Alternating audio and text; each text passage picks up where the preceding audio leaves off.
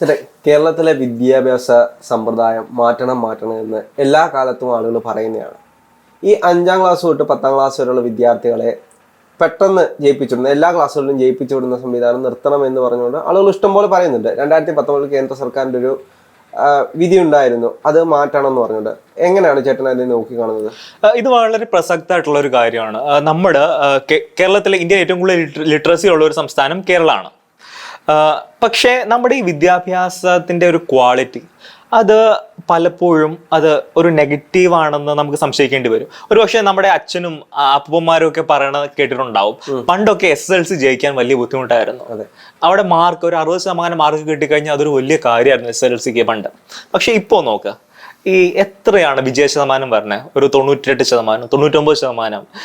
കാരണം ഈ സർക്കാരുകൾ 100 എത്തിക്കാൻ വേണ്ടി 100ൽ നിന്ന് എന്തെങ്കിലും ഇച്ചിരി കുറവ്. ഈ സർക്കാരുകൾക്ക് വേണ്ട എന്താണെന്ന് വെച്ചാൽ ഓരോ വർഷം കഴിയുന്നതോറും ഞങ്ങൾ എഡ്യൂക്കേഷൻ്റെ ക്വാളിറ്റി ഇൻക്രീസ് ചെയ്യുകയാണെന്ന് നാട്ടുകാരെ കാണിക്കണം. അപ്പോൾ അതിനു വേണ്ടിയാണ് ഇവരിങ്ങനെ ഇൻഫ്ലേറ്റ് ചെയ്യും, ഇങ്ങനെ ഫിഗേഴ്സ്.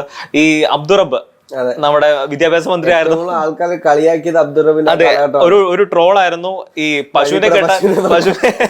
പശുവിനെ കെട്ടാൻ പോയ ആള് വരെ SSLCക്ക് ജയിച്ചു. അപ്പോ അങ്ങനെ ഒരു അവസ്ഥയിലേക്ക് നമ്മുടെ വിദ്യാഭ്യാസ സമ്പ്രദായത്തെ കൊണ്ട് എത്തിക്കുകയായിരുന്നു ഈ ഓൾ പാസ് സംവിധാനം പറയുന്നത്. ബേസിക്കലി 2019 കേന്ദ്ര സർക്കാരിന്റെ റൈറ്റ് ടു എഡ്യൂക്കേഷൻ ആക്ട് വഴി അവർ പറയുന്നുണ്ട് കൃത്യമായിട്ട് 5ാം ക്ലാസ്സിലും 8ാം ക്ലാസ്സിലും ഓൾ പ്രൊമോഷൻ കൊടുക്കരുത്. കാരണം ഇങ്ങനെ കൊടുത്തു കഴിഞ്ഞാൽ നമ്മുടെ എഡ്യൂക്കേഷനെ അത് സാരമായി ബാധിക്കും. അങ്ങനെയാണെങ്കിൽ പിന്നെ പിള്ളേർ പഠിക്കണത് എന്തിനാ? വെറുതെ സ്കൂളിൽ പോയി കളിച്ചൊക്കെ ഇരുന്നിട്ട് അങ്ങ് പോയാൽ പോരാ. അല്ല, ഇതിനുശേഷം അവർ അനുഭവിക്കാൻ പോകുന്ന ഒരു കാലഘട്ടമുണ്ട്. 10ാം ക്ലാസ് ഒക്കെ കഴിഞ്ഞ് +2 കഴിഞ്ഞ് കോളേജിലോട്ടൊക്കെ ചെല്ലുമ്പോൾ ഇംഗ്ലീഷ് കൃത്യമായിട്ട് അറിയത്തില്ലെങ്കിൽ അനുഭവിക്കുന്ന ഒരു അവസ്ഥയുണ്ട്. ഞാനൊക്കെ ഡിഗ്രി പഠിക്കുമ്പോൾ ഒരുപാട് പിള്ളേര്, ഒരുപാട് സ്റ്റുഡൻസ് ഈ ഇംഗ്ലീഷിന് അങ്ങനെ പല സബ്ജക്റ്റിൽ തോറ്റു പോകുമായിരുന്നു ഡിഗ്രിക്ക് പഠിക്കുന്ന സമയത്ത്. കാരണം ഇവർ പിന്നെ അത് രണ്ടാമത് റീ എക്സാം എഴുതണം. അപ്പോഴും നമ്മുടെ പ്രശ്നം എന്ന് വെച്ചാൽ ഈ 10ാം ക്ലാസ്സിലും +2ലും 95-99% വിജയ ശതമാനം ഉള്ള ഒരു നാട്ടില് ഡിഗ്രി കയറി കഴിഞ്ഞാൽ പിന്നെ രക്ഷയില്ല. ഈ ഭയങ്കര പരാജയം, ചിലപ്പോൾ 50% ആൾക്കാർ പരീക്ഷയ്ക്ക് തോക്കണു. ഇതൊക്കെ പോയിന്റ് ഔട്ട് ചെയ്യുന്നത് വലിയൊരു ക്രൈസിസിലേക്കാണ്. ബേസിക്കലി ഞാനൊക്കെ ഒരുപാട് അനുഭവിച്ചൊരു കാര്യമാണ്. ഞാനൊരു നാട്ടിൻപുറത്തൊരു കൊച്ചു സ്കൂളിലാണ് പഠിച്ചത്. പക്ഷെ അവിടുന്ന് അത്ര കൃത്യമായിട്ടൊരു പിന്തുണ ഇല്ലാഞ്ഞിട്ടാണോ നമ്മൾ അങ്ങനെ പഠിക്കുന്നതൊന്നുമില്ല. ഇത്രയൊക്കെ മതി എന്നുള്ള ഒരു തോന്നലുണ്ടോ? ചിലപ്പോൾ അധ്യാപകർക്കും ഉണ്ടാവും, അവർക്ക് കൃത്യ ശമ്പളം കിട്ടുമല്ലോ, പിന്നെ എന്തിനാണ് ഈ ബുദ്ധിമുട്ടണേ? അപ്പൊ നമ്മൾ അവർ നമ്മളെയും കൃത്യമായിട്ട് നോക്കത്തില്ല, നമ്മളും കൃത്യമായിട്ട് ഇത് ഫോളോ ചെയ്ത് പോകത്തൊന്നുമില്ല. അപ്പൊ നമ്മൾ ചെറിയ രീതിയിൽ എന്തെങ്കിലും അറ്റവും മുറിയും പഠിച്ച് ഇങ്ങനെ പോയി ഒരു കോളേജ് ലെവലിലോട്ട് വരുമ്പോഴാണ് നമ്മൾ അതിന്റെ ഒരു ബുദ്ധിമുട്ട് മനസ്സിലാക്കുന്നത്. അപ്പോഴത്തേക്കും ഫുൾ മാറ്റമായിരിക്കും. നമുക്ക് +2 വരെ മലയാളത്തിൽ എഴുതാം, പക്ഷെ +2ന് ശേഷം നമ്മൾ കോളേജിലേക്ക് ചെല്ലുമ്പോൾ മലയാളത്തിൽ നമുക്ക് ഒന്നും എഴുതാൻ പറ്റത്തില്ല. കാരണം നമ്മുടെ മാതൃഭാഷ മലയാളമാണ്, നമുക്ക് മലയാളം കൃത്യമായിട്ട് അറിയായിരിക്കും. പക്ഷെ ഇംഗ്ലീഷിലേക്ക് വരുമ്പോഴാണ് നമ്മളവിടെ പെട്ടുപോകുന്നത്. കൃത്യമായിട്ട് സംസാരിക്കാൻ അറിയത്തില്ല, എഴുതാൻ അറിയത്തില്ല, വായിക്കാൻ അറിയത്തില്ല, ഭയങ്കര ബുദ്ധിമുട്ടായിരിക്കും. ഒരു സ്റ്റേജ് മാറുമ്പോൾ അതിലേക്ക് വരുന്ന ഇംഗ്ലീഷ് എന്ന് പറഞ്ഞാൽ കുറച്ച് കടുകട്ടിയായിരിക്കും ഒരു കോളേജ് ലെവലിലോട്ട് വരുമ്പോൾ. അപ്പൊ ഒരു 10ാം ക്ലാസ് +2 വരെ സാധാരണ മിനിമം മലയാളത്തിലും ചെറിയ ഇംഗ്ലീഷിലും പഠിച്ചു വന്നൊരു പയ്യന് അല്ലെങ്കിൽ ഒരു വിദ്യാർത്ഥിക്ക് ഒരു കോളേജ് ലെവലിലോട്ട് എത്തുമ്പോഴത്തേക്കും വളരെ ബുദ്ധിമുട്ടായിരിക്കും. ഇപ്പൊ എഞ്ചിനീയറിംഗ് ഒക്കെ പോവുകയാണെങ്കിൽ അവിടെ അതിലും വലിയ ഭീകരാവസ്ഥയാണ്. ശരിയാണ്. എത്ര പേരാണ് പരീക്ഷ എഴുതുന്നത്? ശരിയാണ്, ഒരുപാട് പേരാണ് തോറ്റു പോകുന്നത്. അതായത് കൂടുതലും തോൽക്കുന്നത് ഇംഗ്ലീഷ് വിഷയത്തിലായിരിക്കും. അത്രയ്ക്ക് ടഫാണ് പിന്നീട് വരുന്ന അവർ ഹാൻഡിൽ ചെയ്യുന്ന ഇംഗ്ലീഷ്. പക്ഷെ എനിക്കൊന്ന് ഇപ്പോഴത്തെ തലമുറയിൽ കുറെ മാറ്റമുണ്ട്. എനിക്കൊന്ന് കൂടുതലും രക്ഷകർത്താക്കൾ ഒരു 4ാം ക്ലാസ് 5ാം ക്ലാസ് വരെ CBSE ആയിരിക്കും പഠിപ്പിക്കുന്നത്. അതിനുശേഷമായിരിക്കും മലയാളം മീഡിയത്തിൽ അല്ലെങ്കിൽ ഇംഗ്ലീഷ് മീഡിയത്തിലേക്ക് മാറ്റുന്നത്.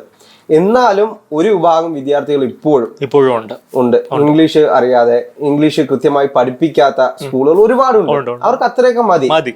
ഇതിന്റെ ഒരു പ്രശ്നം ഇപ്പോ സെൻട്രൽ ഗവൺമെന്റ് വളരെ സ്ട്രിക്റ്റ് ആയിട്ട് പറഞ്ഞിട്ടുണ്ട്, ഇനി 5ാം ക്ലാസ്സിലും 8ാം ക്ലാസ്സിലും ഓൾ പ്രൊമോഷൻ വേണ്ട. പ്രത്യേകിച്ച് ഈ 2019 ആണ് കേന്ദ്ര സർക്കാർ ഇങ്ങനെ ആദ്യമായി ഒരു നിയമം കൊണ്ടുവന്നത്, ഓൾ പാസ് വേണ്ടെന്നുള്ളത്. അത് 16 സംസ്ഥാനങ്ങളും 2 യൂണിയൻ ടെറിട്ടറീസുമാണ് ഇത് അക്സെപ്റ്റ് ചെയ്തത്. കാരണം ഇത് സ്റ്റേറ്റ്സിനെ ഡിപ്പെൻഡ് ചെയ്തിരിക്കും. സ്റ്റേറ്റ്സിന് തീരുമാനിക്കാം, എല്ലാ സംസ്ഥാനങ്ങൾക്കും തീരുമാനിക്കാം ഈ പ്രൊപ്പോസൽ ഞങ്ങൾ അക്സെപ്റ്റ് ചെയ്യണോ വേണ്ടേന്ന്. അപ്പോൾ കേരളം അന്ന് ഇതിൽ നിന്ന് മാറി നിന്നു. ഇപ്പോഴും കേരളത്തിന് തീരുമാനിക്കാം 5ാം ക്ലാസ്സും 8ാം ക്ലാസ്സിലും ഈ ഓൾ പ്രൊമോഷൻ സിസ്റ്റം വേണോ വേണ്ടയോ എന്ന്.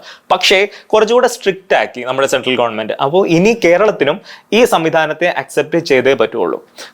കാരണം ഇത് അക്സെപ്റ്റ് ചെയ്തില്ലെങ്കിൽ ഇവിടെ അൾട്ടിമേറ്റ്ലി ഇവിടുത്തെ നമ്മുടെ കുട്ടികൾ തന്നെയാണ് ഇതിന്റെ പ്രശ്നം അനുഭവിക്കാൻ പോകുന്നത്. കാരണം ഇപ്പോൾ നമുക്കറിയാം കേന്ദ്ര സർക്കാർ ഈ നാഷണൽ എഡ്യൂക്കേഷൻ പോളിസി എന്ന് പറഞ്ഞ ഈ കംപ്ലീറ്റ് ഫ്രെയിംവർക്ക് മാറ്റുവാണ്. കാരണം നമ്മുടെ ഇപ്പോഴത്തെ വിദ്യാഭ്യാസ നയം എന്ന് പറഞ്ഞത് ഒരുപാട് പതിറ്റാണ്ടുകൾ പിന്നിൽ ഉണ്ടാക്കിയ ഒരു സംഭവമാണ്. അപ്പൊ അതിന് ലോകം മുഴുവൻ മാറുവാണ്. അതെ, ലോകത്തിലെ വിദ്യാഭ്യാസം മുഴുവൻ മാറിക്കഴിഞ്ഞിരിക്കുന്നത്. എല്ലാം ഇപ്പൊ ഓൺലൈൻ വിഭാഗത്തിലേക്ക് മാറ്റപ്പെട്ടിട്ടുണ്ട്. കാരണം ഒരാൾക്ക് ഒരു PG എടുക്കാനോ ഡിഗ്രി എടുക്കാനോ സ്കൂളിൽ പോലും പോകേണ്ടാത്തൊരവസ്ഥ നിലവിലുണ്ട്. അതെ, പ്രത്യേകിച്ച് ഇപ്പോൾ ഡിഗ്രി കോഴ്സസ് നേരത്തെ ഞാനൊക്കെ പഠിച്ചിരുന്നപ്പോൾ 3 വർഷമായിരുന്നു, ഇപ്പോൾ അത് 4 വർഷമാക്കി. പ്രത്യേകിച്ച് നിങ്ങൾക്ക് ഒന്നാമത്തെ വർഷം അല്ലെങ്കിൽ രണ്ടാമത്തെ വർഷം കഴിയുമ്പോഴത്തേക്കും നിങ്ങൾക്ക് ബ്രേക്ക് എടുക്കാം, പുറത്തേക്ക് വരാം. അപ്പോൾ സർട്ടിഫിക്കറ്റ്സ് വരും. അവർ 3 വർഷം കഴിയുമ്പോഴത്തേക്കും ഡിഗ്രി കിട്ടും, 4 വർഷം കഴിയുമ്പോഴത്തേക്ക് ഓണേഴ്സ് ഡിഗ്രി കിട്ടും.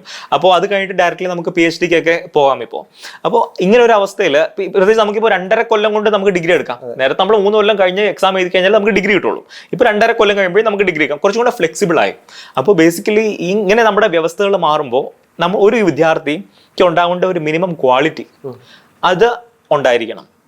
അതാണ് ഇത്രയും നാളും ഈ ഓൾ പ്രൊമോഷൻ കാരണം അവിടെ ഹനിക്കപ്പെട്ടുകൊണ്ടിരുന്നത്. കാരണം ഇപ്പോൾ എല്ലാ വർഷവും ഇങ്ങനെ പാസ്സായിക്കൊണ്ടിരിക്കുന്നു ആൾക്കാർ.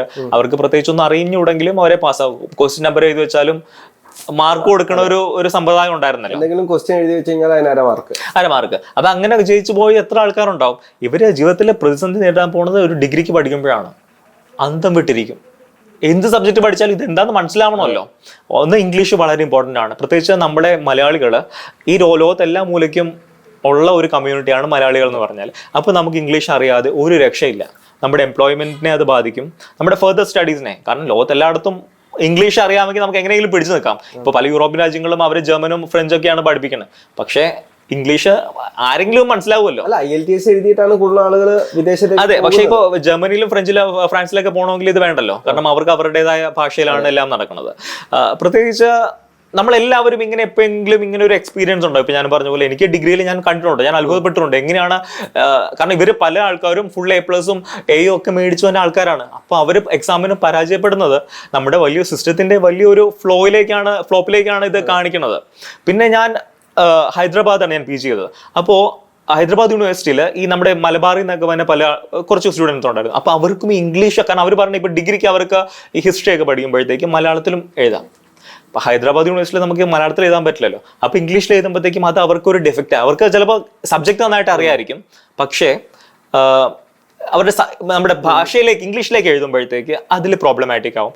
അപ്പോൾ ഇപ്പോൾ വന്ന നയം നമ്മുടെ എല്ലാ സ്റ്റുഡൻസിനും വളരെ ഇമ്പോർട്ടൻ്റ് ആണ്. അത് ഈ പബ്ലിക്കും അത് അക്സെപ്റ്റ് ചെയ്യണം.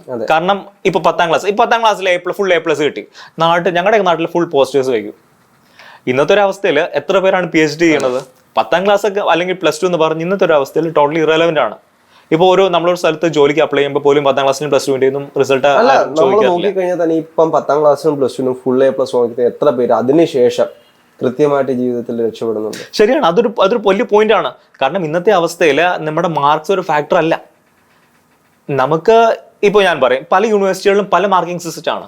ഇപ്പൊ ഡൽഹി യൂണിവേഴ്സിറ്റിയിൽ 65% മാർക്ക് കിട്ടുന്ന ഒരാൾക്ക് അയാൾ ഭയങ്കര ബ്രില്യൻ്റാണ്. കാരണം അവിടെ മാർക്ക് കൊടുക്കൂല. ഇപ്പൊ കേരള യൂണിവേഴ്സിറ്റിയിൽ അല്ലെങ്കിൽ MG യൂണിവേഴ്സിറ്റിയിൽ കൊടുക്കുന്ന മാർക്കിന്റെ അത്രയും പല യൂണിവേഴ്സിറ്റികളിലും കൊടുക്കാറില്ല. അപ്പൊ ഈ ഒരു ഡിസ്പാരിറ്റി ഉണ്ട്. അപ്പൊ മാർക്സ് ഒരിക്കലും ഒരു ക്രൈറ്റീരിയൻ അല്ല.